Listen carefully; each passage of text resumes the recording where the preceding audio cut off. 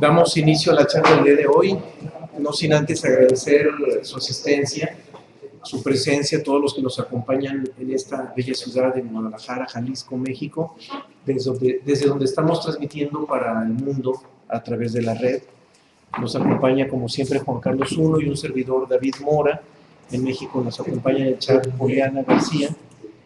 Y el día de hoy vamos a abordar el tema 56, que es centro mental, pero en su segunda parte. Este tema lo iniciamos en la charla anterior, es un tema demasiado abundante, lo amerita el tema definitivamente. Hablar del centro mental no es cualquier cosa, es hablar del comando que lleva nuestra personalidad. Imagínense sintetizarlo en 4 horas, cuando la psiquiatría y la psicología ha llevado cientos de años en el estudio de esto, pues definitivamente no es cualquier cosa. Pero, por supuesto, aquí estamos abordando el tema desde un punto de vista de sabiduría universal, un punto de vista esotérico, desde la objetividad que nos ofrece la universalidad. Y por lo mismo, abordamos los elementos que nos pueden dar la información más acertada, o no quito esa palabra, que nos pueda acercar más a la realidad de nuestra conciencia existencial, que es lo importante. Permitir ser más conscientes existencialmente hablando de lo que nos rodea y de lo que nuestra psique logra visualizar de lo que nos rodea. Y por supuesto que esto implica abordar elementos que en las universidades no se manejan, y no por demérito de ellas, tampoco quiero menospreciarlas, ni muchísimo menos quisiera jactarme de que nosotros estemos haciendo un trabajo de mayor altura. Lo que pasa es que por la naturaleza del mismo conocimiento hay cosas que definitivamente en la universidad difícilmente se pueden abordar, y eso es por el apego al método científico. Las universidades definitivamente están obligadas, por su propia definición social, están obligadas a abordar estrictamente ingredientes que el método científico puede justificar, y esto constituye en sí mismo un límite para lo que se pueda manejar en una universidad. Y se entiende, la verdad es que se entiende perfectamente. Si las universidades de manera abierta, libre, se atrevieran a abordar temas más allá del método científico, podrían caer en una anarquía total. Y no se trata de eso. Nosotros, como muchos buscadores en el mundo, hemos intentado ir más allá de lo que el método científico nos ofrece. Para eso está precisamente la filosofía. Y esto nos ha permitido escudriñar algunas latitudes que la ciencia por sí misma no estudia, que la misma filosofía hoy en día no se atreve tampoco a abordar, por el riesgo de la pérdida de objetividad, y se entiende perfectamente. Sin embargo, nos queda claro que para el estudio universitario, si se quisiera ir más allá del método científico sin pérdida de objetividad, el ingrediente que vendría a sustituir el método científico sería la ley universal. Cualquier estudio que vaya más allá del método científico, si se aborda, si se trabaja en apego a la ley universal, definitivamente eso sería una salvaguarda para garantizar la objetividad de lo que se está estudiando o se está trabajando. Ese es el único ingrediente que las universidades no se han atrevido a dar el brinco.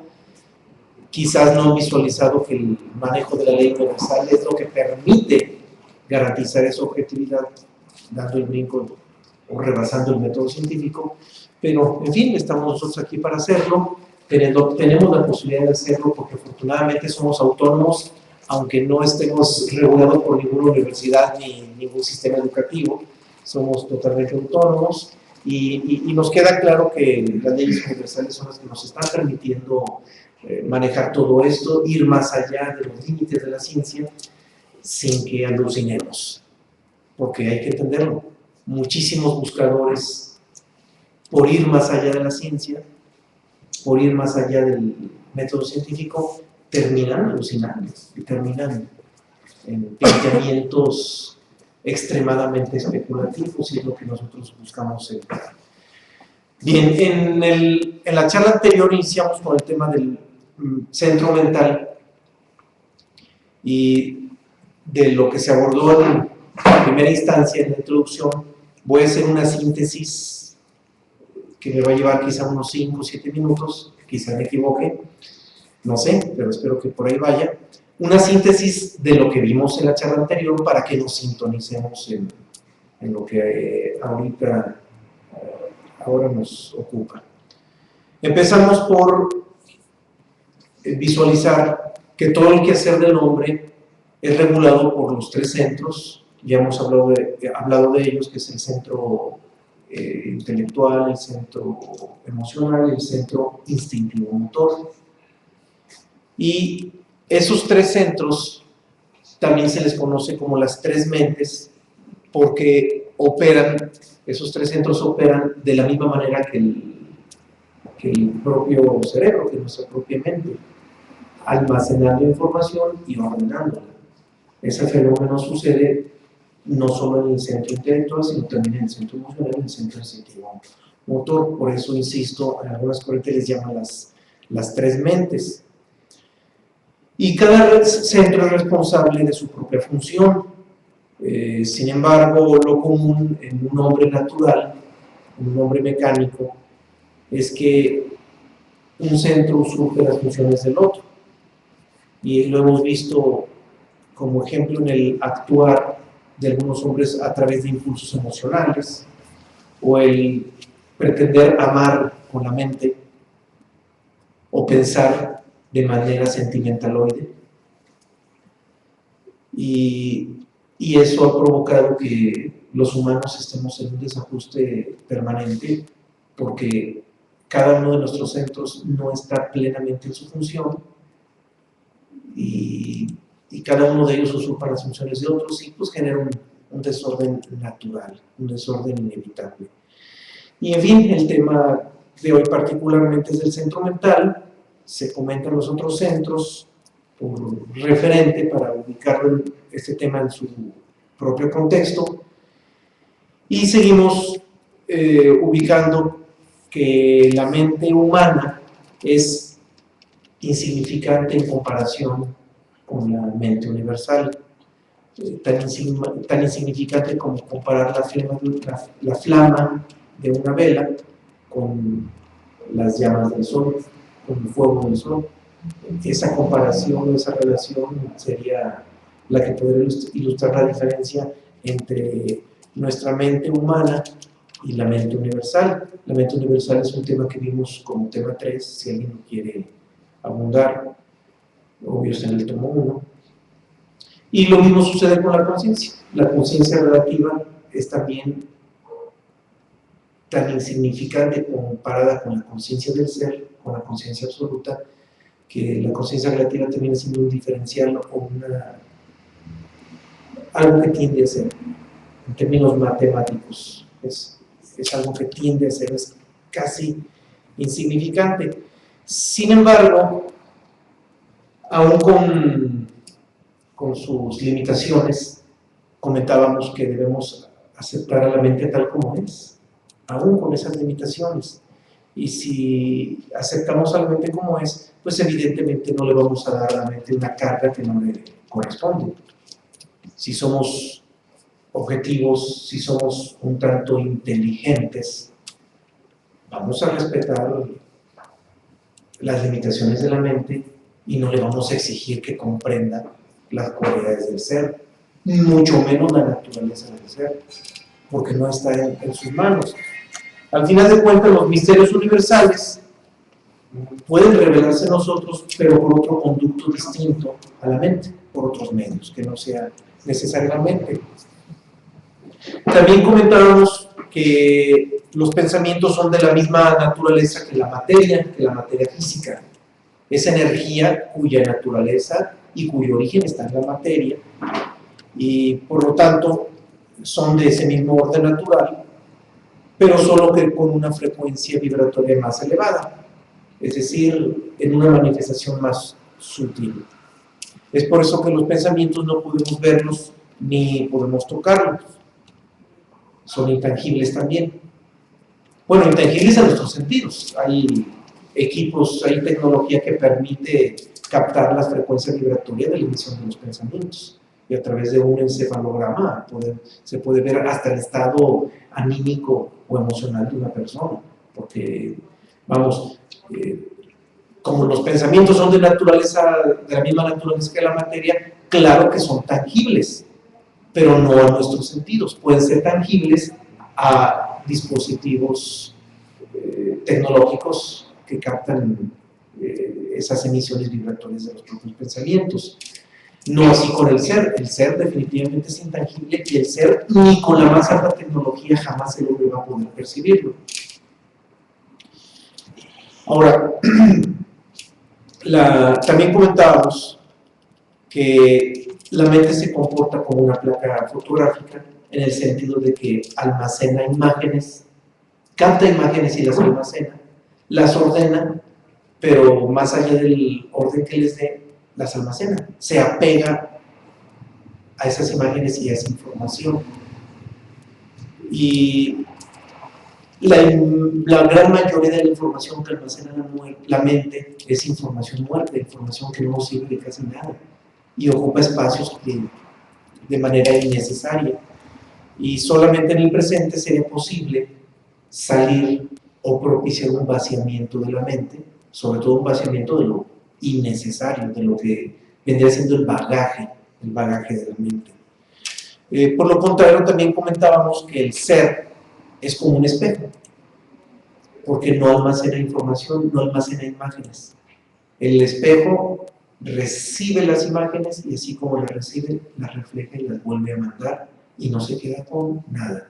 El espejo siempre se mantiene vacío, y por lo mismo que se mantiene vacío, está abierto a recibir cualquier información, cualquier imagen, y a nada se apega. No se apega ni a las imágenes ni a la información. Así es como se comporta el ser. El espejo, digamos que es un símbolo de lo que es el comportamiento del ser en cuanto a la información. Por eso en muchas tradiciones el espejo se maneja como símbolo del propio ser. También hicimos el cuestionamiento del por qué piensan los humanos, y ya veíamos que el motivo del pensamiento no es a través de algo consciente, sino es como una reacción. El pensamiento del hombre viene como reacción a lo que los sentidos le ofrecen. La mente no piensa lo que quiere, la mente piensa en respuesta a lo que los sentidos le van ofreciendo. Y eso no es difícil descubrir. Nosotros no podemos controlar lo que queremos pensar. De momento, en apariencia, podemos dirigir hacia ciertos aspectos los pensamientos, pero en el momento menos esperado, la mente se va para donde quiere. Y es precisamente porque la mente es reaccionaria, reacciona a la información que proveen los sentidos. Y queda claro que sin esa información de los sentidos, la mente no pensaría. No existiría la mente sin que antes hubieran existido los sentidos. Es por eso que la mente es dependiente, es decir, depende de los sentidos, reaccionaria, reacciona a los sentidos, y además incapaz de actuar por sí misma. Por sí misma la mente no puede autodirigirse, eso es un mito, es algo que tenemos que ver como realidad. También cuestionamos en la charla anterior cómo piensan los humanos, y vimos que piensan siempre a través de una escala comparativa, es decir, todo se piensa a través de la relatividad. Y como todo se piensa a través de la relatividad, pues la mente no podría comprender la belleza si no es a través de la fealdad. No podría comprender la felicidad si no fuera a través de la tristeza. No podría comprender la luz si no comprendiera la oscuridad. En pocas palabras, la mente sería incapaz de comprender algo que sea en sí mismo y por sí mismo, es decir, algo absoluto. La mente no puede comprender lo absoluto, solamente puede comprender lo relativo, y eso es lo que nos indica cómo piensa la mente, cómo pensamos los humanos. Y claro, si alguien quiere abundar en esto, pues se puede regresar al tema de relatividad. Si no recuerdo mal, es el tema, creo que el 9 del tomo. También veíamos que si alguien estudia y abunda mucho sobre la mente, pues puede convertirse en un buen psicólogo, pero eso no significa que siendo un buen psicólogo o un buen psiquiatra vaya a trascender la mente. Igual sucede con la locura. Podemos estudiar todos los motivos y las causas de la locura, pero eso no quiere decir que la trascendamos o que podamos evitar la locura o conseguir cordura estudiando la locura. Pues eso no puede suceder tampoco. Y lo más irónico es que los humanos, desde que nos hemos dedicado a estudiar la mente, la estudiamos con una mente que de antemano está enferma. Pero claro, no nos ha quedado otra más que hacerlo así. Aun cuando estudiamos a la mente con una mente enferma, algo nos tiene que aportar. Nada es en vano y de algo nos debe servir. Comentábamos también, nomás déjame terminar la síntesis, ya casi teníamos la síntesis de la charla anterior, y entonces nos vamos sobre una pregunta o algo. Creo que aquí en Guadalajara quiere comentar, incluso pueden irle acercando el micrófono si es posible.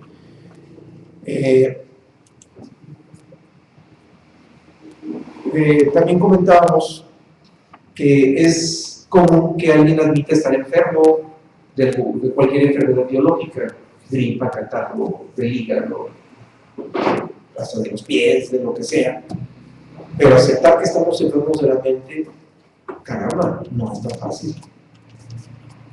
Y sin embargo es de lo primero que nos enfermamos los humanos desde que nacemos. Es de lo primerito que la misma sociedad nos enferma, inevitablemente. Y no es fácil admitirlo.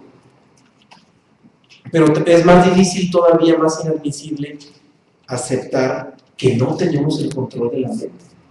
Que la mente va para donde quiere. Bueno, hasta ahí me equivoqué. Ni siquiera va para donde quiere. Va para donde reacciona. Va para donde reacciona mecánicamente en función de los estímulos sensoriales.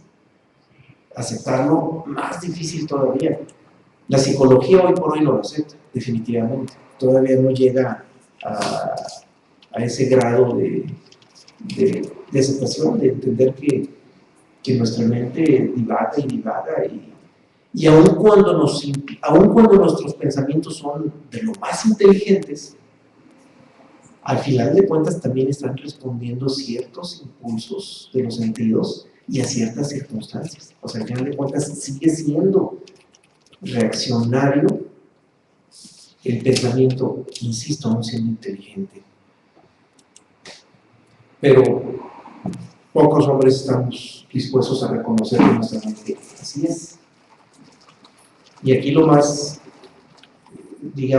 irónico también es que si no somos capaces de reconocer que la mente se comporta de esta manera, no tenemos remedio.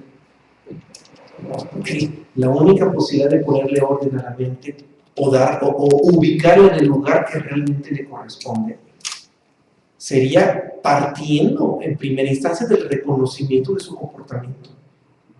Si no es así, si no se parte de ello, imposible ponerle remedio a esto. Sería imposible. Tendríamos que seguir siendo los mismos reaccionarios, los mismos instintivos, las mismas máquinas que hemos sido toda la vida. Ahora, tampoco ha sido suficiente con reconocer que nuestra mente es mecánica y compulsiva. Se tiene que partir de ahí, definitivamente.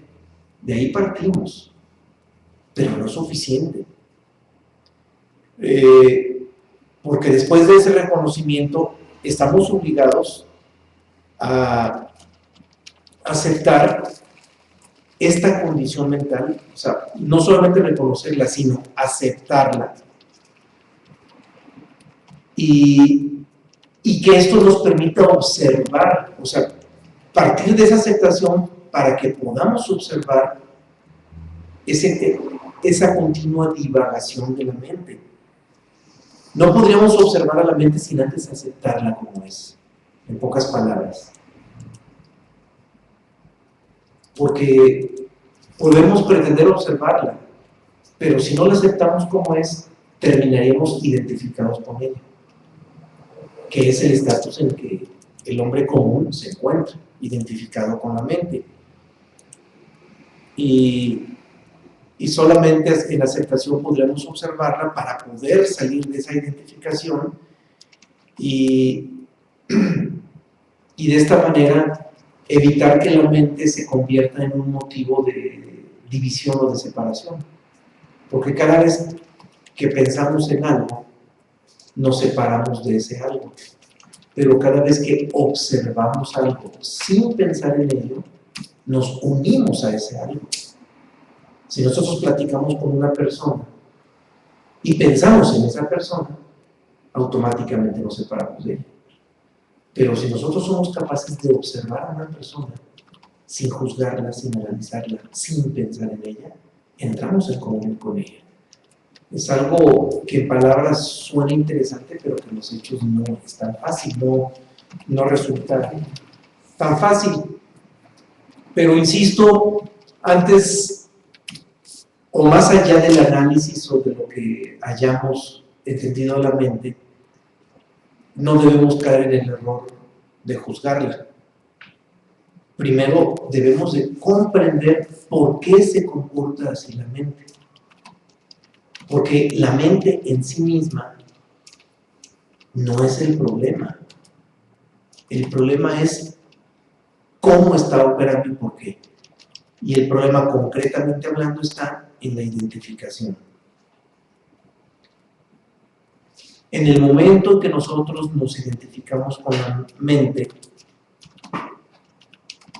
automáticamente la convertimos en un problema. Porque ya estamos creyendo que esa mente es la realidad de nuestro ser. Y ya la convertimos en un problema. Bastaría con desidentificarnos o trascender esa identificación, con eso sería suficiente para que todos los problemas de la mente se acabaran. Todos. Nos llevaría horas citar la infinidad de ejemplos, porque cualquier problema que afrontemos en la vida se convierte en problema por identificación con la mente. Igualmente, cualquier problema que afrontemos en la vida deja de ser problema en el momento en que nos desidentificamos con la mente. Es casi una receta mágica. Suena simple, pero sí es. Es increíble que con una simple clave podamos transmutar un problema, no uno, transmutar cualquier problema en no problema. Con dejar a un lado la identificación, todo se transmuta, todo se transforma de problemático a no problemático, todo. Y eso es, insisto, a partir de la identificación. Fue precisamente en esto en lo que nos quedamos. Creo que no fueron 7 minutos, pero antes de haber sido unos 10 o 15, ¿verdad? Perdón. Pero bueno, sinteticé lo más que pude lo anterior. A partir de aquí ya partimos con estos ingredientes. Por último, creo que dijimos que el miedo es quien activa todo el movimiento compulsivo de la mente, porque la mente sabe que va a morir, porque eso es un cuerpo existencial, no hay alternativa, y como la mente sabe que va a morir, le da miedo dejar de pensar, porque siente inconscientemente, mecánicamente siente la mente que si deja de pensar, va a probar la muerte. Y eso ha provocado que la mente se mantenga en esa actividad compulsiva. Al final de cuentas, todo es por miedo. Y si nosotros nos mantenemos ignorantes de todo este proceso que acabo de describir, indiscutiblemente seguiremos creyendo que somos el pensador. Es decir, seguiremos identificados con la mente. Ignorando este proceso, es inevitable que nos mantengamos identificados con la mente. No puede ser de otra manera. Ahora, conociendo el proceso no quiere decir que estemos desidentificados. Falta vivenciarlo.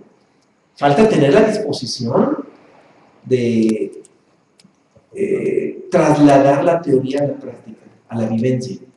O sea, no basta, pero se tiene que empezar por allí. Porque indiscutiblemente, si no conocemos el proceso de la mente, vamos a seguir identificados con ella. Y eso nos va a romper cualquier tipo de posibilidad de trascendencia. Por eso es importante que empecemos por conocer el proceso para que tengamos la posibilidad de desvincularnos de ella, de desidentificarnos de ella. Y entendamos que si no lo hacemos, entonces la mente se seguirá afirmando como egoísta en vinculación con ese instinto de conservación, porque ese instinto de conservación es el miedo del que acabo de hablar ahorita. Entonces, ese instinto de conservación seguirá vivo por el miedo a la muerte y eso nos va a mantener mecánicamente hablando en identificación con la mente misma. Por eso, pues no hay de otra. No hay de otra. Y otro detalle importante destacar es que todas las actitudes egoístas que sabemos de antemano que surgen en nosotros por identificación con la mente, conociendo estos procesos, estos mecanismos de la mente, pues vamos a descubrir que todo ese egoísmo en el hombre no es un problema moral. Vamos a descubrir que ser egoísta no es un pecado mortal. Es más, ninguno de los 7 pecados capitales son pecados mortales. En realidad, no son más que actuaciones producto de la inconsciencia. No es más que un comportamiento mecánico. Suena, yo sé que es delicado decirlo así, y me queda claro que van a surgir muchos detractores de lo que estoy mencionando, que al final de cuentas no es una afirmación mía, esto lo han aportado los grandes sabios. Aún el más grande de los delincuentes que hayamos conocido se comportó así por inconsciencia, no por maldad. Es inconsciencia. Todo es mecánico.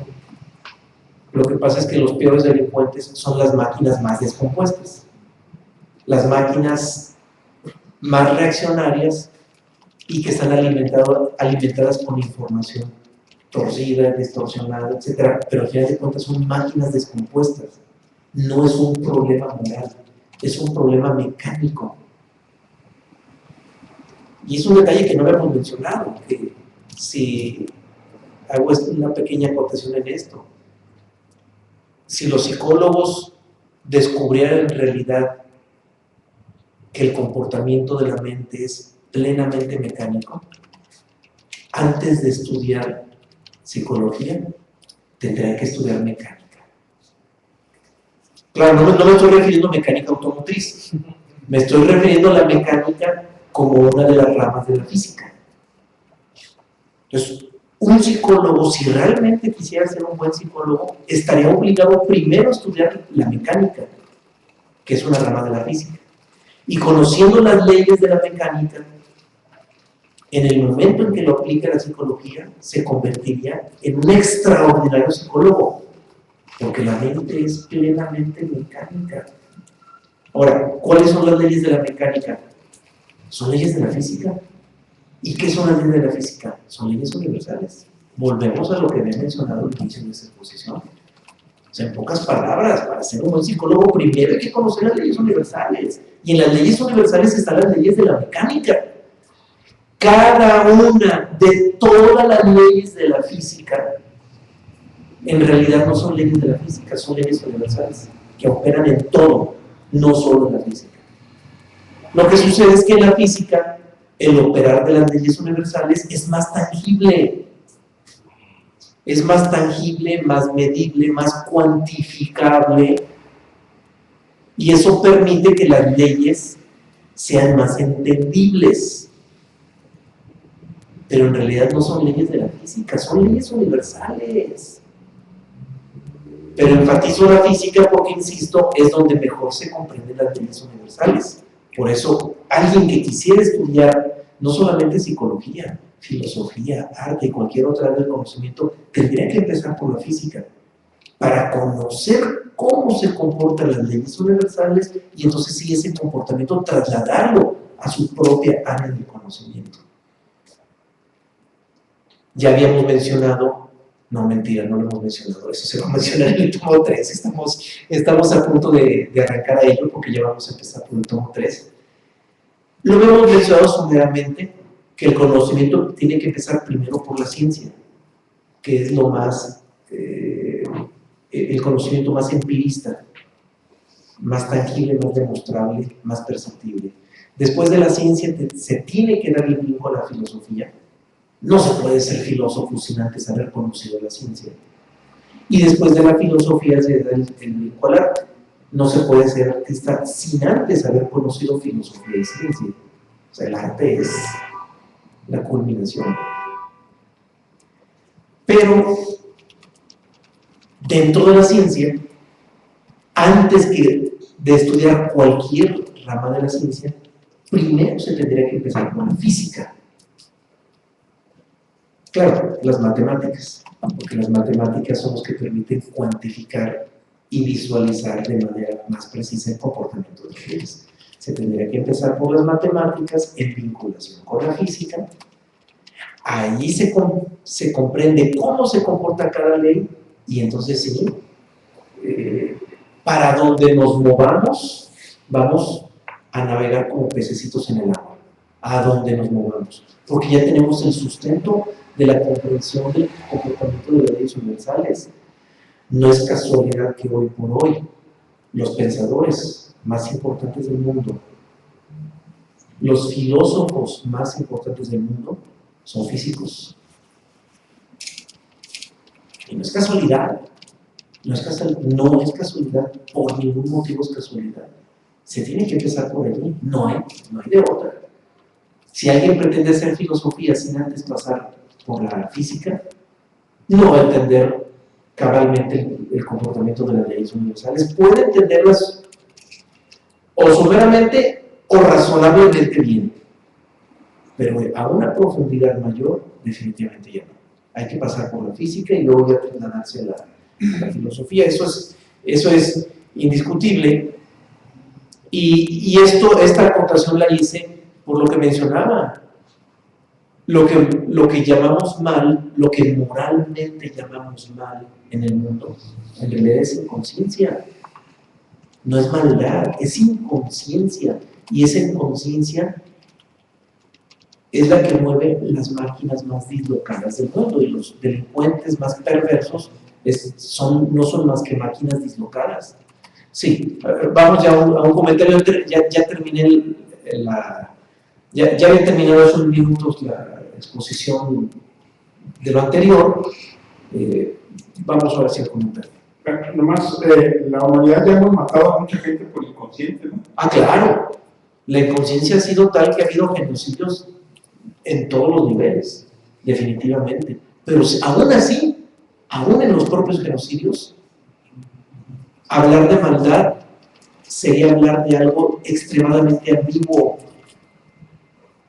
Sería como hablar del frío cuando sabemos que el frío no existe, solamente existe el calor. Sería tanto como hablar de la oscuridad cuando la oscuridad no existe, lo que existe es luz. Puede ser en bajo nivel, pero siempre hay luz. Igual hablar de maldad es hablar de algo que no existe. Podríamos hablar de un bien disminuido en un grado incipiente, pero sigue siendo bien. Por lo tanto, en lugar de hablar de maldad, tendríamos que hablar de inconsciencia. Entonces, aún los peores genocidios no se hicieron por maldad, se hicieron por inconsciencia. Y prueba de ello es que esos grandes genocidas murieron creyendo que estaban en la razón.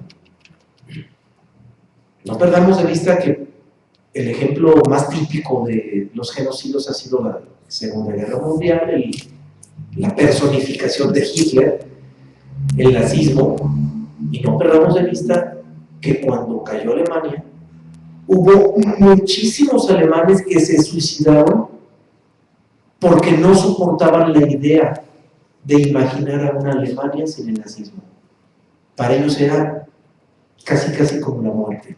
Era como la pérdida de lo más importante que hubieran imaginado en su vida.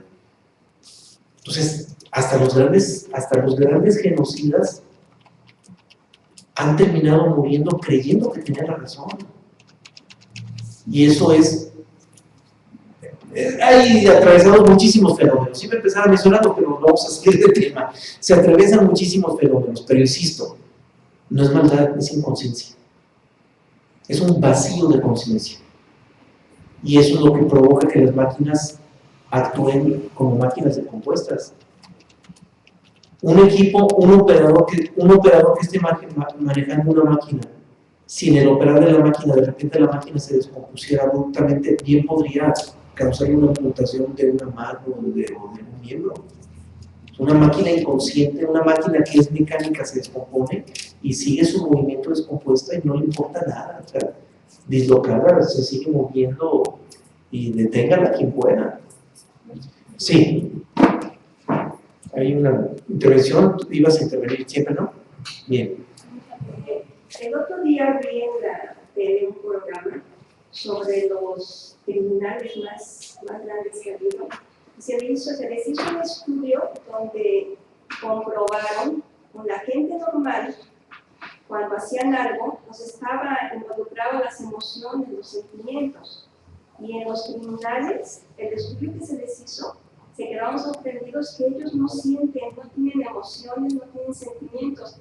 Lo hacen como algo mecánico, como algo que si llegan a matar, pues simplemente porque a lo mejor sienten el instinto o sienten, pero no sienten ellos moralmente no sienten la maldad, vamos, ¿verdad? Moralmente no sienten la maldad, pero pierden la percepción de la magnitud del daño que están haciendo. Y ahí este ingrediente que usted nos aporta de alguna manera también aporta lo que estamos diciendo, que al final de cuentas es inconsciencia, es un vacío de conciencia, es operar con una mente descompuesta. Ahora, todos tenemos la mente en algún grado descompuesta, porque todos causamos daño, en un grado o en otro, pero todos, ¿quién de nosotros no causa algún daño? Todos. Entonces, eso comprueba que nuestras mentes no están del todo ajustadas, bien lubricadas y bien afinadas. O sea, definitivamente son máquinas que no operan en óptimas condiciones, pero claro, dentro de la relatividad hay máquinas más descompuestas y otras máquinas menos descompuestas, y eso es lo que realmente mide lo que moralmente se conoce como el bien y el mal, pero al final de cuentas, insisto, no es más que composturas o descomposturas, conciencia o inconsciencia, en términos ya más específicos, ¿sí? Bien, seguimos visualizando que la mente... hay otro comentario, a ver, escuchamos, sí. Sí, David, nada más me llamó la atención lo que comentaste, que dices que todo en la mente reacciona. Sí. Entonces, bueno, mi pregunta es la siguiente: como en homeopatía se ve que las enfermedades inician en la mente. Me llama la atención si uno cambiara, así esa receta tan sencilla como la dijiste, cambiara eso, pudiera, o sea, que sería la posibilidad de no tener una enfermedad a nivel físico. Claro que sí, totalmente claro. Nomás aquí hay una disyuntiva. Muchísima gente cree que engrandeciendo la mente y poniéndola en armonía, entonces resuelve sus problemas. Y por ahí no va. O sea, esto que cito ahorita, lo he dicho en muchas ocasiones, pero ante tu pregunta adquiere peso. La solución no está en el engrandecimiento de la mente, ni en el reordenamiento o el afinamiento o la afinación de esa máquina de la mente. La solución está en lo que ya les había mencionado, en la desidentificación con la mente. Nosotros no necesitamos asumir el papel de mecánicos de la mente. Hace unos momentos les mencionaba que un psicólogo, si realmente quisiera profundizar en su área, tendría que estudiar primero mecánica, porque la mente es una máquina, se comporta como máquina. Pero el hecho de estudiar mecánica no es para aprender a componerla, o afinarla, o ajustarla, no es para eso. La intención de estudiar mecánica sería para comprender cómo se comporta. Y una vez que comprendemos cómo se comporta, entrar en el proceso de no identificación con la mente. Comprender que la mente no es nuestro ser. Entonces, en lugar de pretender convertirnos en mecánicos de la mente, hay que desidentificarnos con ella. Hay que llegar a la conciencia de que nosotros no somos la mente, de que nuestro ser no es la mente, de que la mente es algo que está sucediéndole al ser. Eso es la no identificación. En ese estado, todo se resuelve. La mente regresa a su función original y todas las enfermedades se curan. Indiscutiblemente, porque la mente, al regresar a su función original, la mente, al dejar de obsesionarse en engrandecerse a sí misma, justificarse a sí misma y todo lo que tiene que ver con el miedo de perderse como identidad, al trascenderse todo eso, la mente regresa a la paz natural que le corresponde.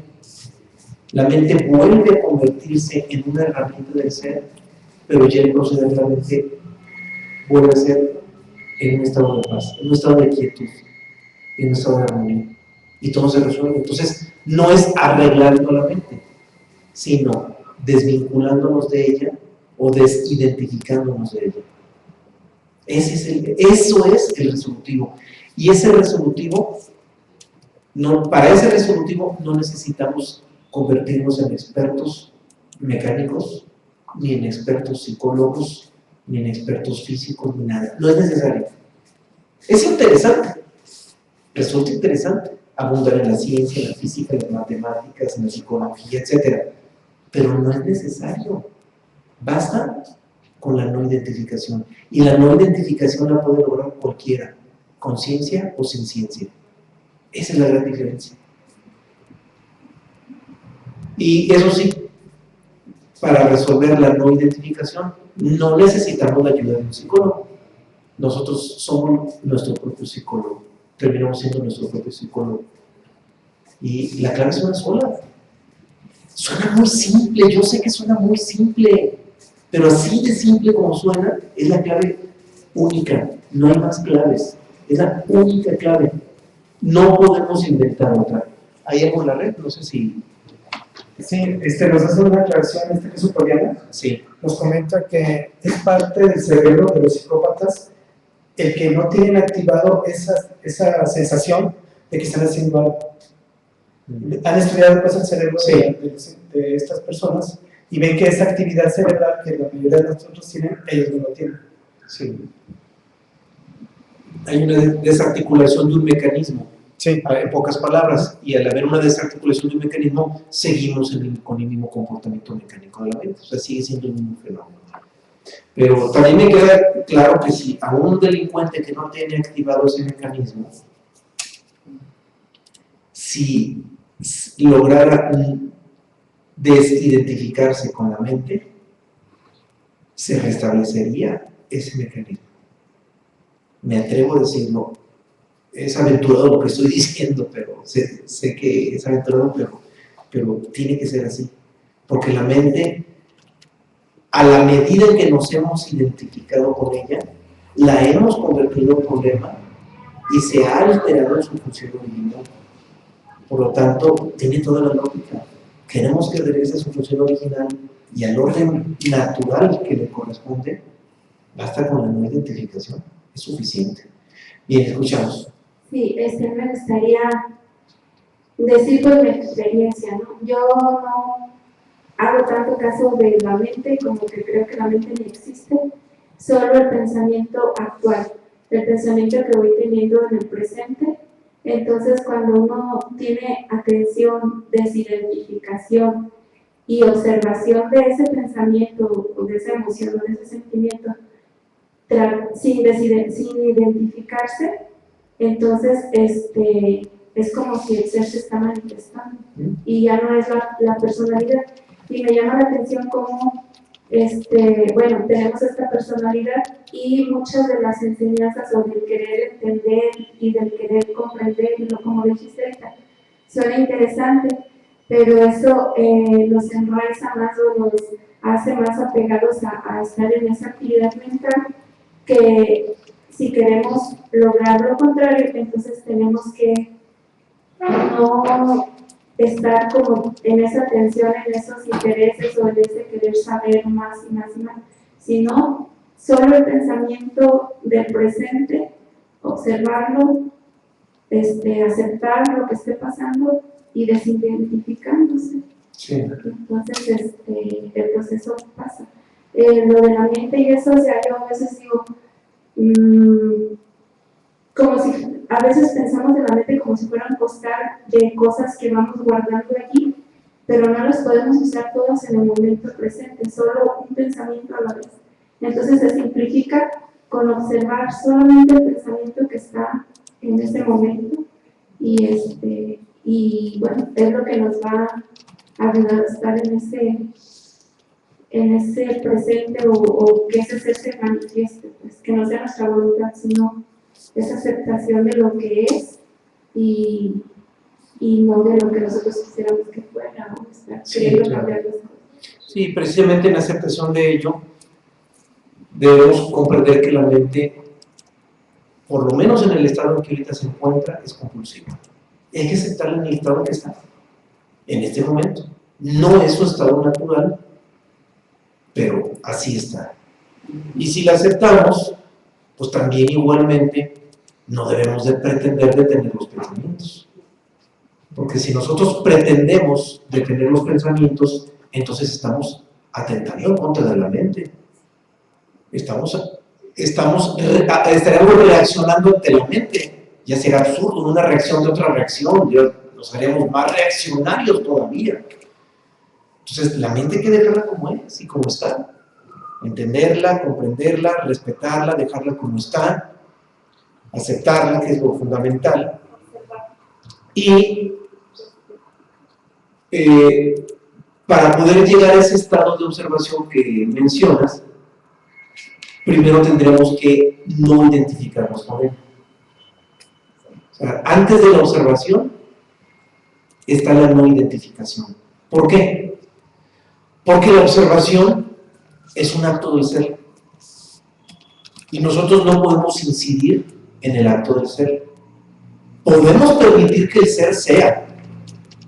Podemos permitir que el ser se manifieste. Pero no podemos decir en qué momento y cómo tenga que hacerlo. Por lo tanto, nosotros no podemos incidir directamente en la observación. Podemos permitir, en otras palabras, que la observación suceda. Y para que la observación suceda, antes tendríamos que no identificarnos con la mente. Evitar la identificación con la mente. Y eso sí está en nuestras manos. Eso sí está en manos de nuestra personalidad. Si nosotros evitamos la identificación con la mente, entonces permitimos que la observación suceda. Y una vez que observamos, la conciencia se manifiesta. Porque cuando se observa al pensador, automáticamente la conciencia se manifiesta. ¿Por qué? Porque la conciencia es la que está observando precisamente. Porque es la conciencia quien observa al pensador. Pero vuelvo a insistir, esa observación no va a suceder, jamás va a suceder, es imposible que se manifieste la observación de la mente mientras estemos identificados con ella. Por eso, antes de pretender observar la mente, primero tenemos que estar en ese estado de no identificación. Es fundamental. De hecho, esto es el plato fuerte de lo que no hablamos en la primera charla de este tema. En la primera charla de este tema hablamos de todos los mecanismos de la mente y ahorita viene y ahora nos toca lo que es el aspecto de la trascendencia. Y toda la trascendencia, insisto, está en la no la no identificación. Por eso es importante siempre partir de que yo no soy mis pensamientos, mucho menos soy el que piensa. Es ingenuo creer que nosotros creamos nuestros propios pensamientos. Es ingenuo, porque no es cierto. La mente lo hace y lo mejor es no solamente, lo mejor no es ir en contra de ella, lo único importante es entender que no somos el pensador, que nosotros no somos esa entidad pensante. Y cuando soltamos esa identificación con la mente, nos abrimos a la libertad, nos hacemos libres. La libertad llega, y llega sin necesidad de que la conquistemos, porque la libertad no se conquista, llega sola. Y llega cuando logramos no identificarnos. Ahí está la trascendencia. Sí. Desidentificarse. Desidentificarse. Oh, bien. De la mente es desidentificarse de los 5 sentidos. Automáticamente nos desidentificamos con todo. Porque no hay que perder de vista. La identificación viene de identidad. ¿Sí? No perdamos de vista eso. Identificación viene de identidad. Nos identificamos con la mente cuando creemos que es nuestra verdadera identidad. Al identificarnos con la mente, automáticamente todo lo que rodea el interés de la mente se convierte en un factor de identidad. Mi coche, mi casa, mi familia, mis hijos, mi trabajo, mi producción, mi dinero, mi estatus, mi reputación y todo lo que empieza con mi, con el pronombre mi.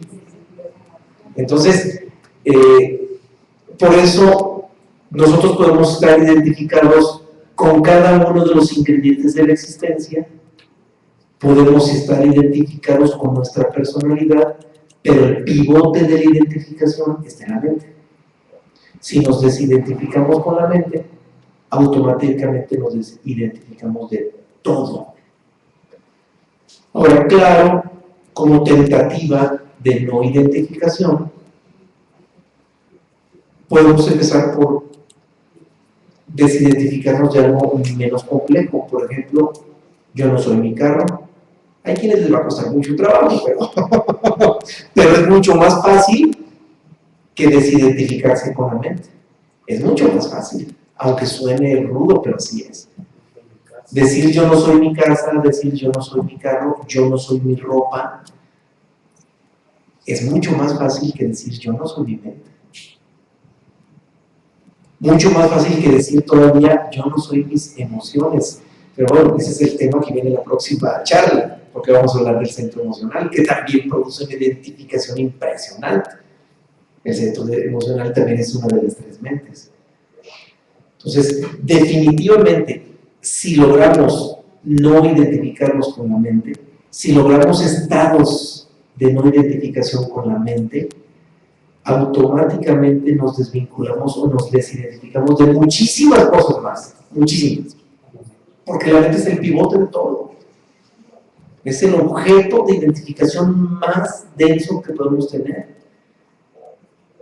A cualquier persona común, pregúntele, oye, ¿tú no eres tus pensamientos? Ay, caray, ¿de qué fumaste? Pues yo soy el que pienso. ¿Cómo rayos no? Yo soy el que decido. Sí, yo soy el que pienso, soy el que decido, soy el que hago todo. Y pues, afirmar yo pienso, y fíjense, esto entendámoslo, La afirmación yo pienso es tan equivocada como decir yo digiero mis alimentos o yo bombeo la sangre a todo mi organismo.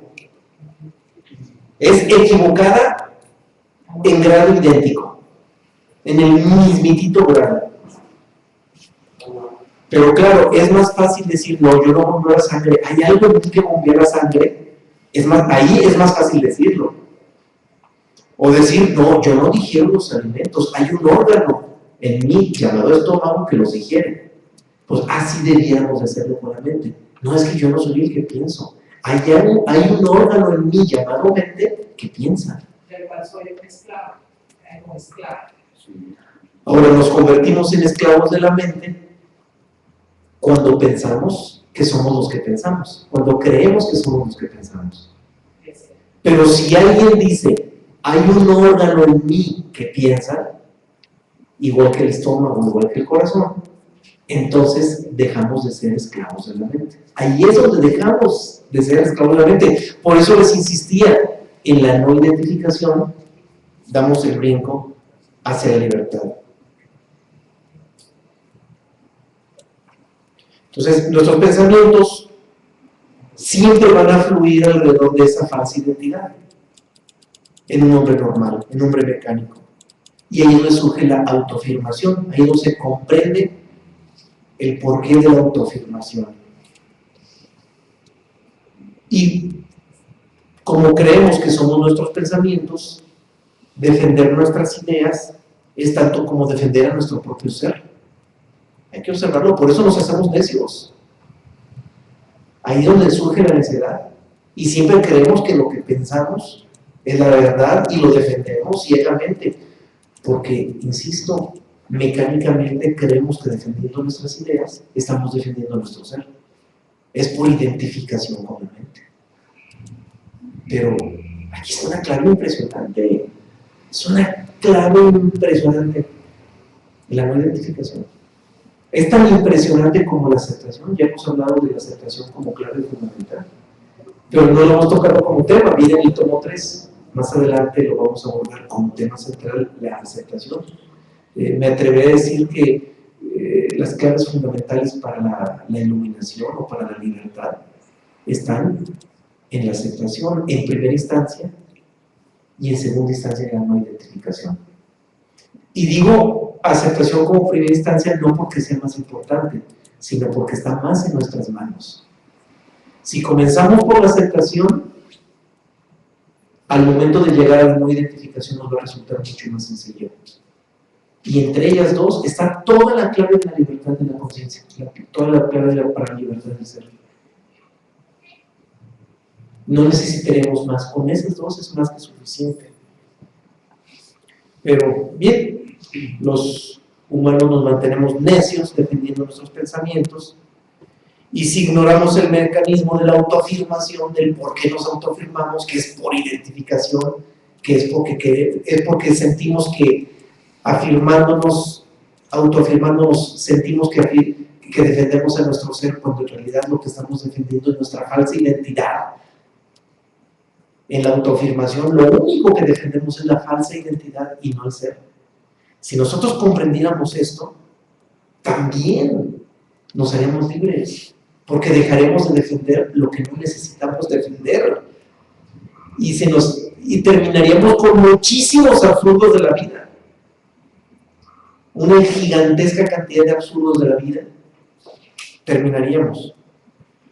Y nosotros tenemos que aceptar a la mente como es, aceptar todo a través de la no identificación, por supuesto, aun cuando la mente en este momento sea nuestra cárcel.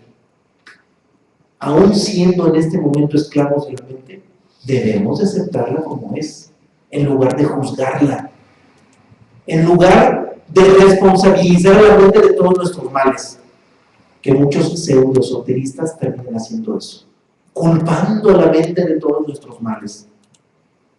Cualquiera que se atreva a culpar a la mente de nuestros males, lo único que está haciendo es afirmar a la mente y sostener a la mente como nuestra cárcel. Terminan entrampados. Pues la mente no tiene la culpa de nada. Hay que aceptarla como es. Hay que dejar todas esas fantasías que terminan siendo manipuladoras para controlar a la feligresía. En las religiones naturales que giran alrededor de la moral,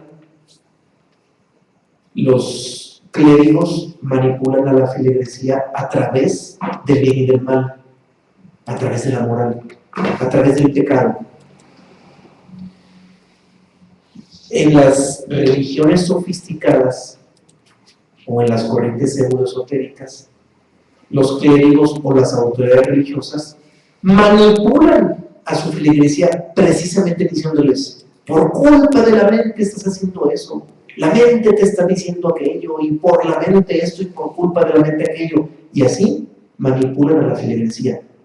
Insisto, ya no las religiones naturales, sino las escuelas pseudoesotéricas, que se dicen ser esotéricas, pero que al final de cuentas terminan desviadas porque no comprenden esto. Y ¿qué hacen las autoridades religiosas en ese tipo de religiones? Cuando ven que algún feligrés o algún simpatizante piensa distinto, inmediatamente lo rechazan y lo proscriben diciendo: tu mente te traicionó por culpa de tu mente. Y la mente convertida en un instrumento de manipulación por parte de una autoridad religiosa. Es trágico, porque si nosotros que queremos realmente trascender a la mente, lo primero que tenemos que hacer es respetarla y aceptarla como es. Y jamás culparla de nada. Culpar a la mente de nuestros males es tan nocivo como culpar a toda la humanidad inconsciente, creyendo que nosotros somos los conscientes. Es terriblemente nocivo. Por eso hay que tener mucho cuidado con eso. La mente hay que aceptarla tal como es, aunque sea nuestra cárcel, hay que aceptarla. Porque solo si la aceptamos y la comprendemos tenemos la posibilidad de trascenderla. Porque jamás podríamos desidentificarnos con ella sin antes haberla aceptado como es. Eso nos tiene que quedar clarísimo. Por eso los pensamientos no se deben de considerar como una carga. Lo que sí es carga son los pensamientos que no son necesarios. Por eso hay que discernir en ellos. Hay que ver qué pensamientos realmente necesitamos y distinguir los que no necesitamos. Y en ese discernimiento ya estamos haciendo un proceso alquímico, estamos haciendo una depuración, estamos siendo selectivos. Sí. David, aquí me queda un poco la duda. Cuando nos damos cuenta de que nosotros no somos la mente, pensamientos que vienen y dicen: no estoy pensando, no quiero pensar eso, tú eres mi mente, sal, o sea, quiere uno separar quitar esos pensamientos. En ese momento le estamos rechazando. Pero lo que yo me refiero es que ¿quién es el que está diciendo eso? La misma mente. Cuando nosotros rechazamos a la mente, es la misma mente la que se está rechazando a sí misma. Es como cuando nosotros en una religión decimos: yo soy pecador, y nos damos golpes de pecho y todas esas cosas. Es exactamente el mismo fenómeno. La mente juzgándose a sí misma. Es exactamente lo mismo. Si en lugar de juzgar a la mente, si en lugar de rechazar a los pensamientos, por muy compulsivos que sean, la aceptamos y permitimos a la mente ser como es, y en lugar de juzgarla, la observamos, entonces, ¿quién observa? El ser. La conciencia se está manifestando. Pero para observar, tiene que haber una ausencia total de juicio. Si no hay una ausencia total de juicio, no hay observación. Cualquier mínimo análisis hacia nuestros pensamientos, el más insignificante análisis hacia nuestros pensamientos, nada tiene que ver con el ser, nada tiene que ver con la observación. Cualquier tipo de análisis es juicio. Y siendo juicio es la mente que se está juzgando a sí misma. Pero cuando dejamos de juzgarla, insisto, llega la observación. Pero la observación tiene que ser sin el más mínimo análisis, simple observación. Y ahí es donde está la trascendencia. Olvidémonos de rituales, olvidémonos de servicios de templo, olvidémonos de sacramentos, olvidémonos de cuanta cosa. La trascendencia está en la observación, porque en la observación está operando el ser. Pero para que seamos capaces de observar, necesitamos estar ajenos de juicio y de análisis. Cero juicio, cero análisis. Sí, iba a comentar algo más, ¿verdad? Entonces, no es bueno decir que no soy la mente, yo no soy mi cuerpo, yo no soy mis manos, porque también estamos... Ese no es juicio, ese es discernimiento.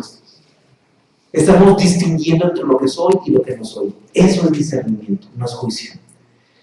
Juicio si dijéramos, la mente es mala y por eso no soy la mente. Ahí ya hay un juicio. Juicio si dijéramos, mi personalidad es perversa y por lo mismo que es perversa, yo no soy ella. Ahí ya habría un juicio de por medio. En el simple decir, yo no soy esto, no hay juicio. Hay discernimiento, hay una distinción entre lo que soy y lo que no soy. Eso no es juicio, es discernimiento. ¿Sí? Bien, seguimos, ya estamos terminando esta exposición para que podamos pasar a las citas. A ver, hay otro comentario más, sí. Nomás algo que es alentador es que ningún pensamiento permanece mucho con nosotros. Entonces solo es uno y solo es observar. Y como llega se va, no vas a observar cómo llegan y se van.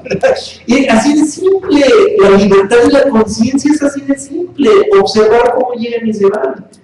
Pero si en lugar de observar cómo llegan y se van, nos clavamos en la idea, nos clavamos en el pensamiento, entonces ya estamos identificados.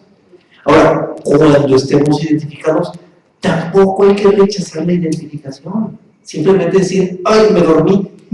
Es todo. Es todo. Me identifiqué, me dormí. Me desidentifico, despierto. Así de simple. Ahí es donde está el despertar de la conciencia. Es simple, no hay más. O sea, no es necesario meterle tantos ingredientes. No hay necesidad de tantas cosas. No hay necesidad de análisis, de analizar nada. Simplemente distinguir lo que somos y lo que no somos.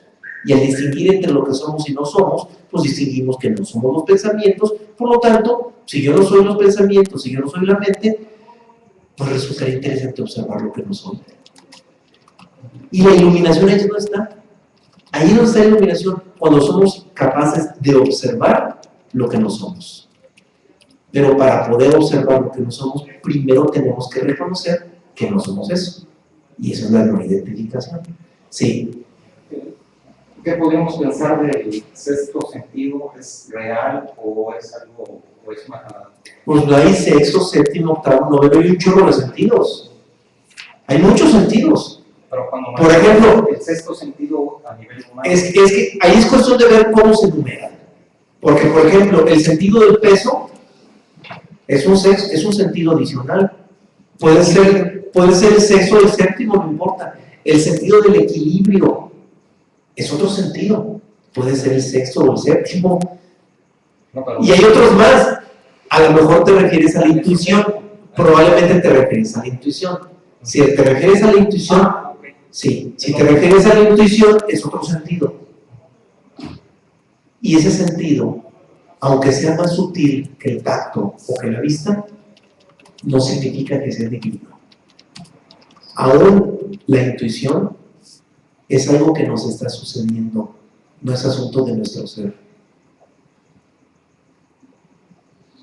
La intuición, si la miráramos de manera objetiva, si la miráramos desde el ser, para la intuición diríamos lo mismo que diríamos para la mente.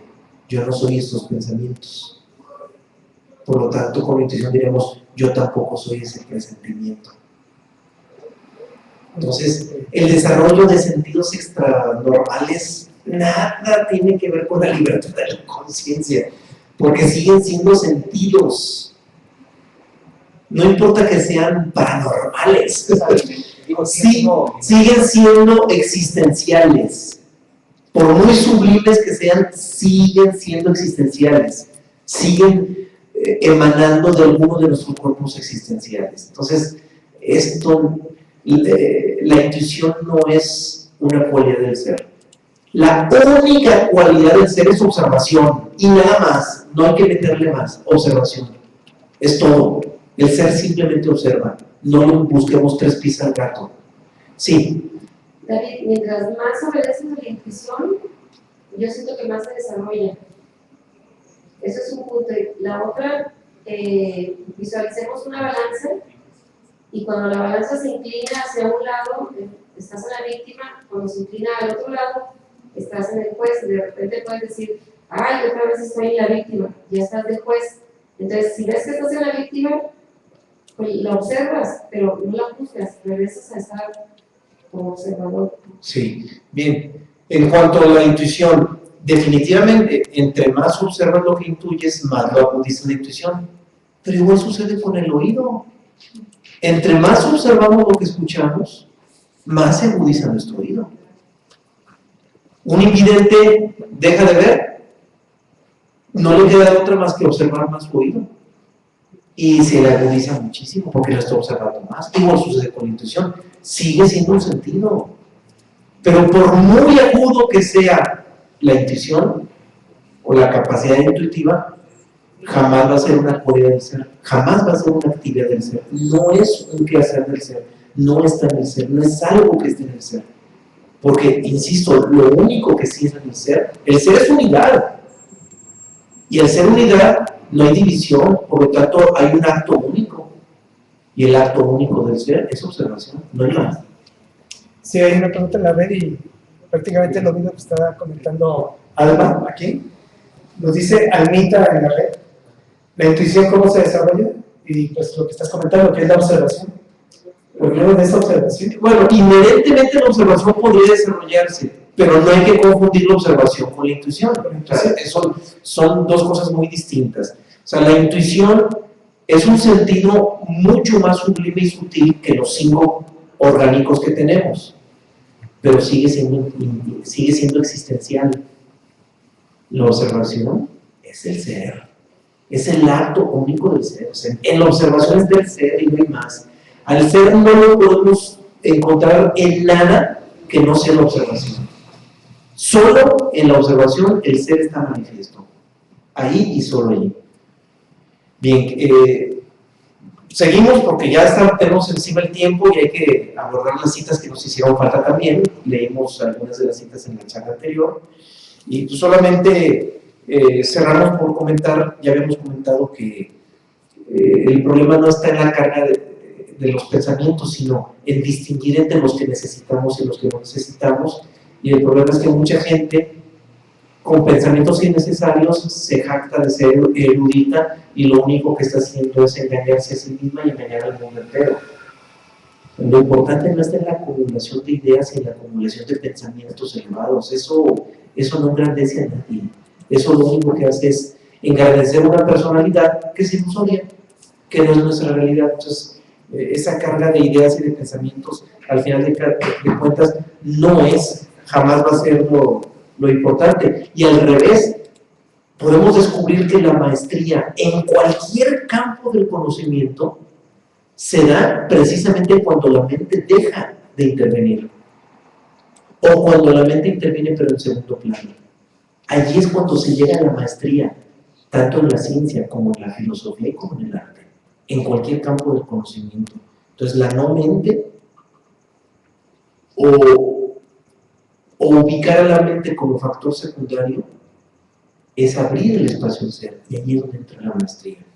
Por eso hay que comprender que si la humanidad lograra dar un salto evolutivo real, tendría que ser a través de la trascendencia de la mente. Ya no hay para dónde hacer. Para dónde hacerse. Esta civilización ya llegó hasta donde pudo a través de la explotación de la mente y en la identificación con la mente. Ya no hay para dónde dar otro paso. No existe para dónde, no hay para dónde. La única posibilidad de trascendencia para la humanidad a nivel global, a nivel macrocósmico, a nivel masivo, es a través de la trascendencia de la mente.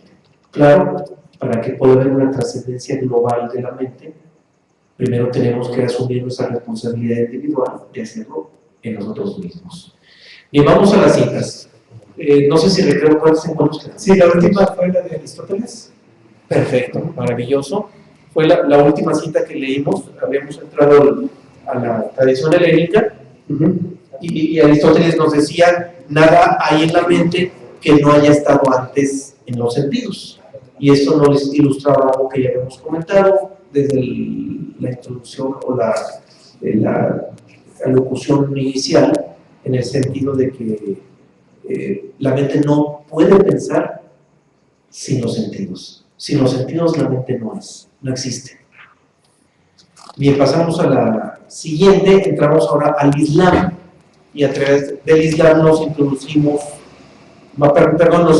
al Islam a través de un personaje que es Ibn Arabi, y extrajimos de ahí algo de su libro El núcleo del núcleo. No sé si quieres que la lea. No sé. ¿La leo yo? Sí. Bien, adelante. La inteligencia que se dedica a las cosas materiales es insuficiente para entender las grandes cosas, o las cosas grandes. Para poder comprender esto, hay que tener una inteligencia que vaya más allá de esas cosas y que tenga mayor alcance. Bien, aquí nos está hablando de una inteligencia que vaya más allá de las cosas materiales. Y esto lo contrastamos con algo que mencionamos inicialmente. La energía que mueve los pensamientos, o los pensamientos en sí mismos, son una energía de naturaleza material. Por lo tanto, aquí se está hablando de una inteligencia que va más allá del orden material. Y esa inteligencia que está más allá del orden material, indiscutiblemente, es la conciencia. Y esa inteligencia solamente puede llegar, hablándole a lo que la cita dice, en una desidentificación con las cosas materiales, en la no identificación con las cosas materiales. Solo allí llegaría una inteligencia de otro orden distinto. Bien, vamos a la siguiente cita. Seguimos con el Islam, pero ahora a través de otro personaje que es Rumi. Rumi nos dice: vende tu inteligencia y compra perplejidad. La inteligencia es, mera opinión, la perplejidad, intuición. Bien, aquí consideramos que la perplejidad viene siendo esa capacidad de asombro que perdimos cuando éramos niños. Cuando éramos niños podíamos observar cualquier cosa y entrar en un estado de éxtasis, por observar esa manifestación que nos estaba dando los sentidos. Esa capacidad de asombro no la debemos de perder, tenemos que recuperarla. Y al recuperar esa capacidad de asombro surge lo que comenta Rumi, que es la intuición, que es ese éxtasis que nos da los sentidos sin poner etiquetas a lo que estamos viendo, porque nuestra inteligencia lo que hace es poner etiquetas, ir a la memoria y ver que lo que estamos viendo pertenece a un tiempo, a un análisis, o que va a suceder algo, etc., ¿no? Le pone siempre un diálogo a lo que estamos viendo. Sin embargo, cuando estamos en estado de perplejidad o de una capacidad de asombro muy fuerte, pues no hay palabras, simplemente estamos ahí. Y es ahí donde surge la intuición, como nos dice Rumi. A ver, ¿aquí hay una pregunta? Sí. ¿Por qué da énfasis Rumi en la intuición? Porque la inteligencia, por lo general, lo que nos hace es, como te comento, ponerle etiquetas a las cosas. Se va a la memoria, por ejemplo, ve un atardecer y comienza a pensar qué hora es, qué hora se termina, comienza un proceso de análisis. Cuando estamos en un estado de perplejidad o capacidad de asombro, simplemente estamos ahí, surge la intuición, o sea, surge un sentido diferente a lo que la mente lo está acostumbrado a jugar, siempre a ponerle alguna etiqueta a lo que estamos observando. Ahora, probablemente esta inquietud surja porque hace unos momentos hablamos de que la intuición no es una cualidad del ser, y aquí Rumi destaca la intuición. Puede causarnos cierta confusión, pero todo esto se concilia. Lo que sucede es que los sentidos más sublimes, como la intuición, o incluso hasta pudiera llegarse a la telepatía, cosas muy elevadas, Esos sentidos definitivamente no son del ser, pero también es claro que esos sentidos se manifiestan a la medida en que la mente disminuye en su actividad compulsiva. Eso también es claro. Por eso la intuición se convierte en un quehacer en el hombre o una manifestación en el hombre a la medida en que la mente va disminuyendo. Sin embargo, no nos quedemos en la intuición. No caigamos en el error de creer que porque ya tenemos algo de intuición, ya tenemos al ser en nuestras manos. Eso es lo importante. O sea, la intuición es de alguna manera una manifestación de una mente menos acelerada, pero eso no es la conquista del ser, eso no es la libertad, todavía no es la libertad. No hay que detenerse en ello. Es más, ni siquiera hay que aspirar a ello, porque si aspiramos a ello, lo más probable es que ni siquiera nos llegue. Normalmente lo que deseamos no llega. Entonces hay que dejarlo, y hay que entender que la intuición sigue siendo existencial, claro, manifestada a través de un estado de menor mecanicidad mental, pero definitivamente la mente está en el origen está en el ser, y el ser solamente observa. Por eso apunto de manera enfática a ello, y eso jamás lo he dicho en menosprecio a la intuición, que quede clarísimo, ¿sí? No, lo único que me inquieta es que digas que no es cualidad.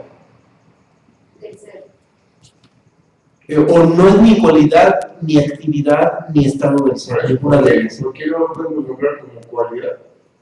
El ser, es que el ser ni siquiera podríamos cualificarlo. No es hablando del ser, pero Sí. la intuición. La intuición. ¿Por qué no lo podemos nombrar como una cualidad del ser? Digo, del ser humano. Ah, bueno, como cualidad sí, por eso les decía, es una cualidad existencial. Eso ya lo habíamos mencionado, como cualidad sí, pero es existencial. Es una cualidad, es una proyección o una manifestación de ciertos estados en la conciencia existencial. O sea, sí está vinculada, pero con la conciencia existencial, no con la conciencia del ser. Okay. ¿Sí? Sí. Bien. Seguimos con la siguiente. Ahora dejamos el Islam, nos vamos a la metalquímica. Y uno de los alquimistas del siglo XVI, Jacob Boehme, en su libro Diálogos Místicos, nos dice: la causa principal de la ceguera espiritual es permitir que su voluntad entre en algo y asentar su corazón y sus afectos sobre la obra de sus propias manos o de su propio cerebro. O sea, dicho en otras palabras, permitir que nuestro corazón quede en manos de la mente, que nuestro corazón quede en manos de nuestra voluntad. Si nosotros permitimos que nuestro corazón quede en manos de la voluntad o de la mente, bueno, voluntad y mente van de la mano. Entonces, estamos en la peor ceguera espiritual, así es como lo está manifestando Jacob Boehme. En un hombre común, en un hombre mecánico natural, el corazón está a la disposición de la mente. Sin embargo, por lo contrario, en un hombre libre, en un hombre iluminado, la mente está a la disposición del corazón. Es todo lo contrario. Y eso es lo que trata de decirnos aquí Jacob, que cuando el corazón está a la disposición del cerebro o de la voluntad, entonces estamos en la peor ceguera espiritual, en una ceguera espiritual total. Estamos al revés. La mente es un instrumento del ser y el ser está en el corazón. Entonces, si la mente vuelve a convertirse en instrumento del ser, entonces somos un hombre verdadero, estaremos en el estado de un verdadero hombre. Pero cuando el corazón está a expensas de la mente o de la voluntad, es todo lo contrario. Entonces somos unos hombres máquinas, quedamos reducidos a hombres máquinas. Bien, vamos a la siguiente, seguimos con la metalquímica. Hay una cita más también de Jacob Boehme. Sí, de Diálogos Místicos dice: si intentas concebir al ser, se escapará de ti. si intentamos ponerle una etiqueta, si intentamos definirlo, si intentamos ponerle un nombre o ponerlo en algún lugar, pues se nos va a escapar el ser, porque el ser es adimensional, es incognoscible. Entonces, que intentamos nosotros atraparlo en nuestra mente, pues simplemente se escapará de nosotros la posibilidad de tener contacto con el ser.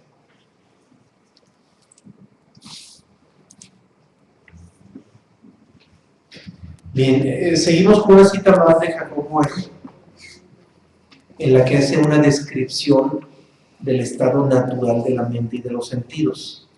Parte de lo siguiente: el movimiento, aquí aclaro, movimiento es dinámica, y ya vimos el tema de dinámica, ese tema ya lo abordamos. La dinámica es lo que mueve toda la existencia, la dinámica está en la existencia, mientras que la estática está en el ser. Ya lo vimos como tema, y si a alguien le interesa apuntar, en nuestra página web tenemos los vínculos para llegar a estas charlas, que las subimos a YouTube, ¿verdad? A YouTube, sí, está todo, en el canal de YouTube. Y en nuestra página web están los vínculos para ver todas esas conferencias, si quieren abundar. Entonces, repito, movimiento es dinámica, está en la existencia, y la estática está en el ser. Bien, Jacob Boehme dice: el movimiento rompe, divide, es una continua lucha en sí mismo. El movimiento fue en el comienzo de este mundo el separador o divisor. Este es el mundo mutante y exterior: forma, imagen, que es apariencia, y configuración.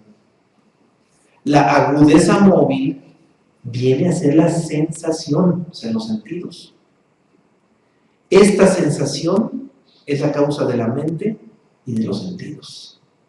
O sea, está haciendo una descripción de los detalles existenciales que van propiciando el surgimiento de los sentidos y la mente, que están vinculados.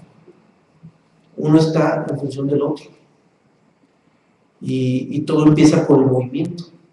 El movimiento produce sensación, y la sensación produce los sentidos, originan los sentidos, y los sentidos originan la mente. Entonces, es una descripción interesantísima de Jacob Boehme de cómo es que los fenómenos de la existencia van propiciando el surgimiento de los sentidos, y los sentidos hacen que surja la mente. Entonces, la mente obedece estrictamente a los fenómenos existenciales, desde su origen y en su propia naturaleza. Ahí es donde comprendemos que la mente no puede hacer nada que no sea intentar comprender fenómenos existenciales. Más allá de lo existencial, la mente queda completamente fuera de lugar. Bien, vamos a la siguiente cita, dejamos ya la alquimia, nos vamos a la teosofía con Elena Blavatsky. Del libro de los preceptos de oro, la cita de Elena Blavatsky nos dice: aparta tu mente de todos los objetos externos, de toda visión exterior, aparta las imágenes internas, no sea que proyecten una negra sombra en la luz de tu alma. Bastante claro, ¿no? Cómo hay que apartarnos de esa visión exterior que tenemos de los objetos externos, inclusive de lo que está generando nuestra mente como imágenes, porque eso provoca una sombra a lo que es la luz de nuestra alma, una contemplación de esa luz que tenemos todos dentro, y que en otros temas hemos recomendado la contemplación solar, la luz que también llevamos nosotros aquí adentro. También de Blavatsky, en ese mismo libro, leemos otra cita muy interesante que suena paradójica, pero no es paradójica. Se concilia y es al revés, muy interesante, muy reveladora. Dice: tienes que sentirte a ti mismo todo pensamiento, y sin embargo tienes que desterrar todos los pensamientos de tu alma. Bien, suena contradictorio, pero no. Existencialmente nuestra personalidad es todo pensamiento, incluida la mente. ¿Por qué? Porque nuestra personalidad es hija de la madre naturaleza, y la madre naturaleza tiene su origen en la mente universal. Ese es el tema 3, por eso les insistía a recapitular el tema 3 del libro. Entonces, como personalidad, somos una síntesis microcósmica de la mente universal. Sin embargo, dice Blavatsky, tenemos que desterrar todos los pensamientos del alma. ¿Por qué? Porque como el alma es el preámbulo para el ser, en el alma tiene que ir disminuyendo lo existencial para que surja lo real que es el ser. ¿Sí? Entonces, el reconocimiento de que somos todo pensamiento es un reconocimiento de nuestra verdad, de nuestra naturaleza existencial, de la naturaleza de nuestra personalidad.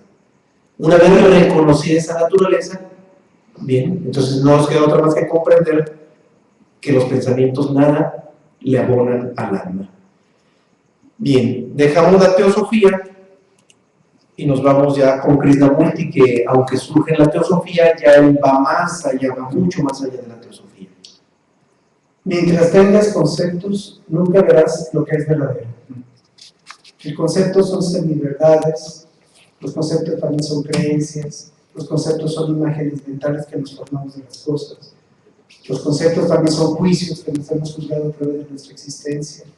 Y también los conceptos son parte de lo que es nuestra misma personalidad, o lo que queremos, o lo que ambicionamos.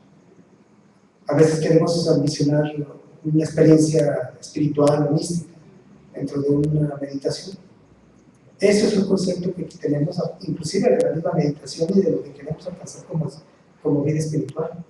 Tenemos que alejarnos completamente de los conceptos, vivir el ahora, el presente, para poder estar fuera de esos conceptos. Bien, eso tiene que ver también con lo que nos dice Krishnamurti en la siguiente cita, en la que no habla del concepto, pero habla de la conclusión, y al final de cuentas una conclusión termina aterrizada en un concepto. Tiene todo que ver con esto. Y en esta cita Krishnamurti nos dice, llegar a una conclusión es construir un muro alrededor de uno mismo, una protección que impide comprender. Las conclusiones acumuladas no contribuyen a la sabiduría, solo sostienen la personalidad. ¿Qué son las conclusiones? Las conclusiones es construir una imagen estática de algo que es móvil. Eso es una conclusión. Crear una imagen estática de ideas que son móviles, que están en movimiento. Las ideas están en movimiento. Lo que hoy es verdad, mañana es mentira, y lo que mañana es mentira después se vuelve a convertir en verdad, porque todo está en movimiento, todo está fluyendo, y eso se comprende con la relatividad. Todo está oscilando y todo es relativo. Pero los humanos inconscientemente tenemos el prerrecuerdo de nuestro ser, y en nuestro inconsciente sabemos que en nuestro ser existe la estática. Y como tenemos ese prerrecuerdo de la estática del ser, inconscientemente buscamos en la vida externa que las cosas sean estáticas, como si haciendo estático lo de afuera nos reconectáramos con el ser, y es un error. Es por eso que los humanos obsesivamente buscan estabilidad, porque la estabilidad es estática, pero la estabilidad es externa. En lo externo no existe la estabilidad, no existe.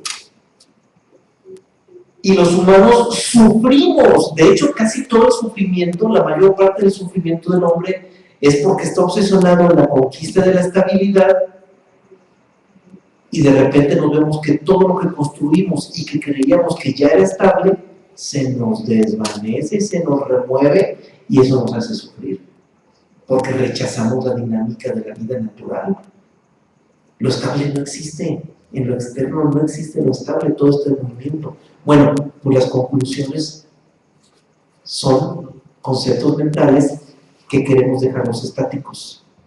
O sea, una conclusión es una intención de crear una idea estática de algo que nunca va a ser estático. Y ahí es donde surgen los conceptos. Entonces las conclusiones no abonan a la sabiduría. Al revés, la nubla, porque lo único que se engrandece es la personalidad. La personalidad dice, yo digo esto, yo sostengo esto, yo creo aquello, y lo único que se hace es emitir conceptos estáticos, y cualquier concepto estático es retrógrado. El sabio jamás afirma, no perdamos de vista eso. El sabio, lo único que dice es posible. Es a lo único que se limita el sabio, decir, es probable, es posible. Pero el sabio jamás afirma, porque una afirmación lleva consigo una conclusión o un concepto estático.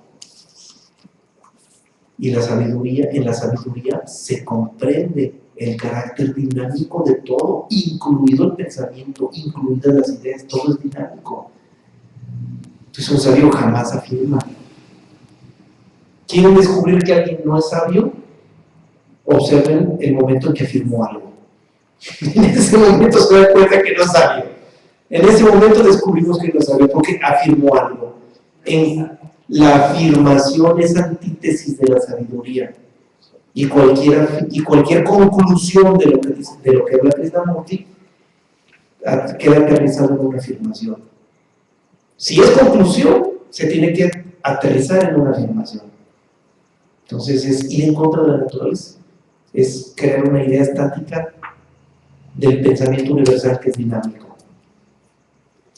Bien, dejamos a Krishnamurti y ya nos vamos ahora con Albert Einstein, del que tenemos 3 citas ya para redondear este tema.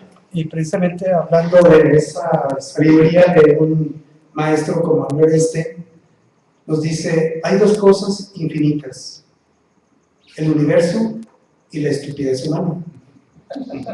Y del universo no estoy seguro. O sea, gracias a Dios no lo firmó. Bien, esta cita la hemos escuchado y les parece divertida. Y también nos parece como que si fuera un juicio al ser humano, pero en realidad está poniendo todo en un campo de relatividad.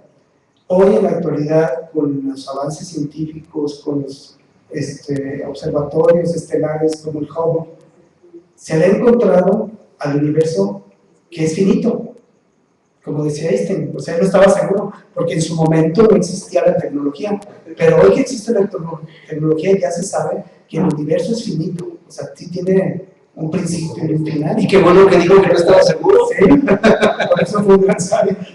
Y de la estupidez humana, pues todavía seguimos en eso, ¿no? Bien, la siguiente cita de Einstein no es tan irónica, pero sí es muy interesante. Nunca guardes en la cabeza aquello que te quepa en un bolsillo. Hay mucho que nos dice detrás de esto. En pocas palabras, entre menos ideas acumulemos en la cabeza, mejor. Entre menos ideas acumuladas, mejor. Entre mayor vaciamiento de la mente, mejor. ¿Por qué?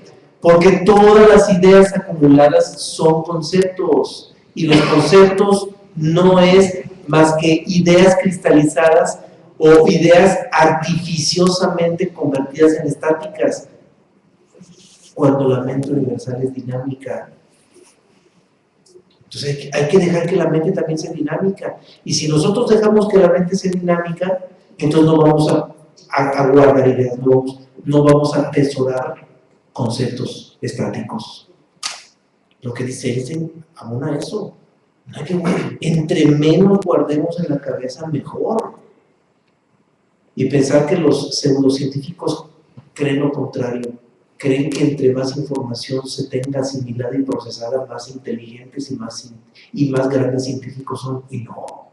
En la verdadera ciencia, y eso, por eso lo decíamos en la exposición inicial, los verdaderos científicos son los que dejaron de acumular ideas.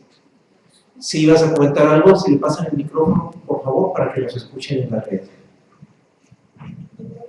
nada más un chiste, creo que Juan Carlos ejemplificó muy bien que debemos de aventar en burbujas todo, sacarlo.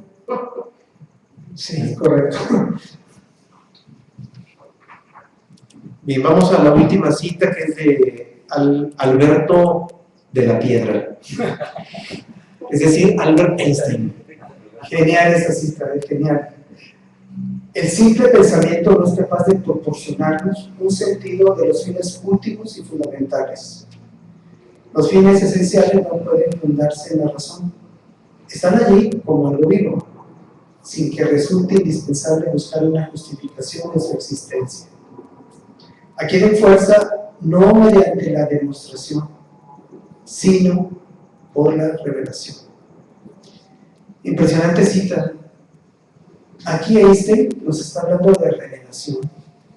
Cualquier persona diría, bueno, ¿es un místico o qué? No, sí, era un gran místico, porque nos está hablando de ese conocimiento que se adquiere por la revelación, el verdadero conocimiento. Cuando nos habla del simple pensamiento como capaz de proporcionarnos, que no es capaz de proporcionarnos los últimos fines fundamentales, es porque el pensamiento es limitado. Aún la acumulación de pensamiento de varios científicos. Y cuando nos dice que el resultado es por medio de la razón y su conocimiento vivo, y que se justifica su existencia y se adquiere por la fuerza mediante, no mediante la demostración.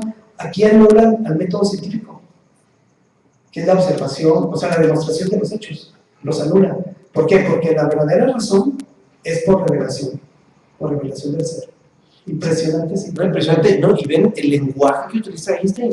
Es un lenguaje de un profundo esoterista. Es un lenguaje profundamente esotérico. Hablando de la revelación en contraposición al método científico, a la demostración. Porque la demostración es el último paso del método científico. Entonces, es algo que la revelación va más allá del método científico y ahí es donde se adquiere fuerza. Ahí es donde está la verdad. Y retomando el lenguaje de Einstein, habla de los fines esenciales. Observarán que en el lenguaje universal, los libros universales hablan de la esencialidad. Y Einstein habla de fines esenciales. ¿Qué es la esencialidad? La esencialidad es la cualidad del ser, de la esencia única. Entonces, habla de los fines esenciales que no pueden fundarse en la razón. Entonces pone por un lado la esencialidad y por otro lado la razón. O sea, dos naturalezas distintas que no puedes, una no te puede llevar a la otra. Entonces, por donde le miren este texto de Einstein, emplea un lenguaje profundamente esotérico. Yo diría que Einstein, en este libro maravilloso, que se lo recomiendo a cualquiera si lo quiere leer, se llama Mis Creencias. En este libro impresionante, Einstein establece o logra una especie de comunión entre la ciencia y el esoterismo. O sea, vincula el esoterismo con la ciencia de una manera magistral. Y es curiosamente, es algo de lo que casi no se habla de Einstein. A cualquier parte que volvemos a ver donde se hable de Einstein, se habla pues, de la relatividad, de la famosa fórmula de la relatividad que él emitió, descubrió, a sus aportaciones a la ciencia, la física concretamente, etc.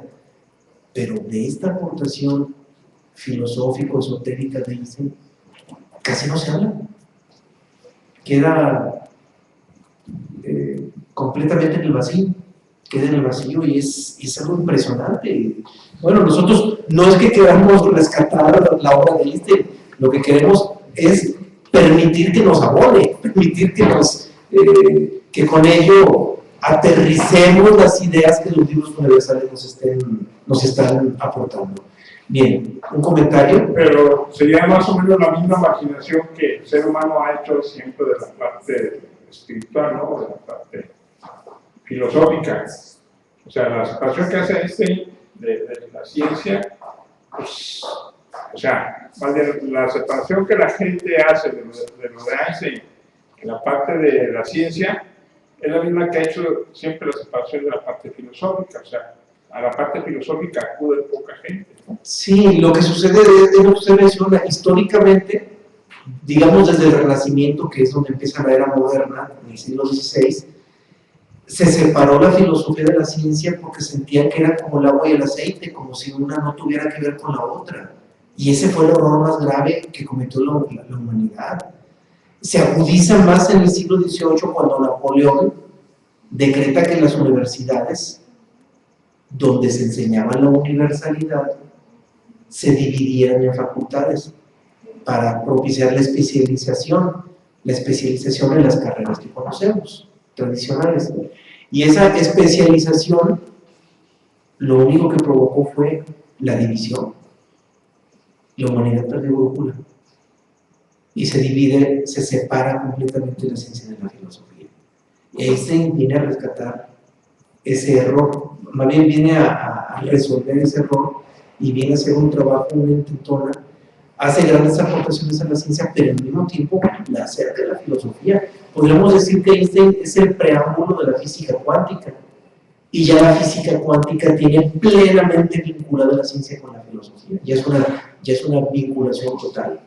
Hoy por hoy, un físico, si aspira a profundizar en la física cuántica, tendría que acercarse a la filosofía. O al revés, un filósofo, si aspira realmente a ponerse en los límites de la filosofía, tendría que acercarse a la física cuántica para comprender la naturaleza de la existencia. No puede ser de otra manera, y Albert Einstein es el que inicia ese trabajo.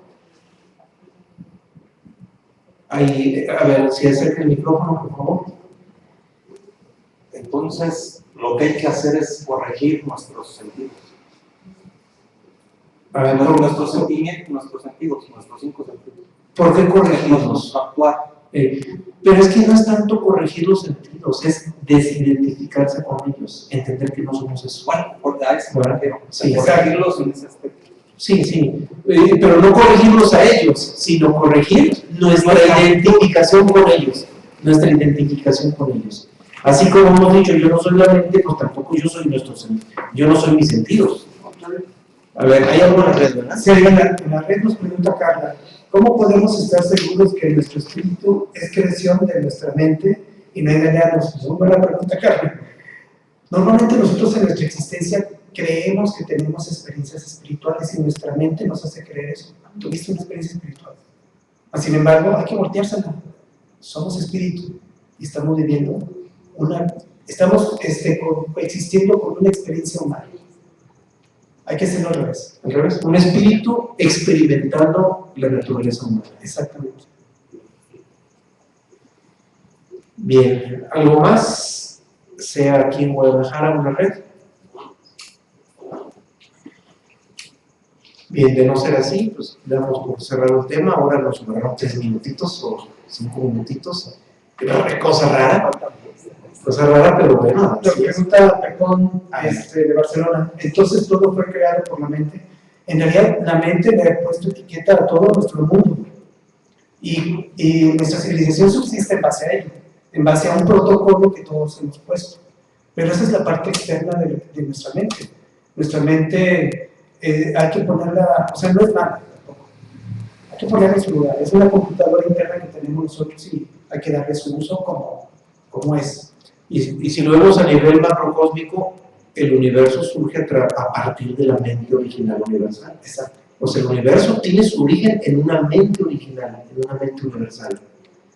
La naturaleza del universo es mental. Por eso, en reiteradas ocasiones les he sugerido que retomen el tema 3 del tomo 1, está en el tomo 1, el tema 3, que habla sobre esa mente original universal, que es la que le da origen a todo el universo. Efectivamente, todo lo existencial, todo lo tangible, todo el mundo material tangible, tiene su origen en una mente universal.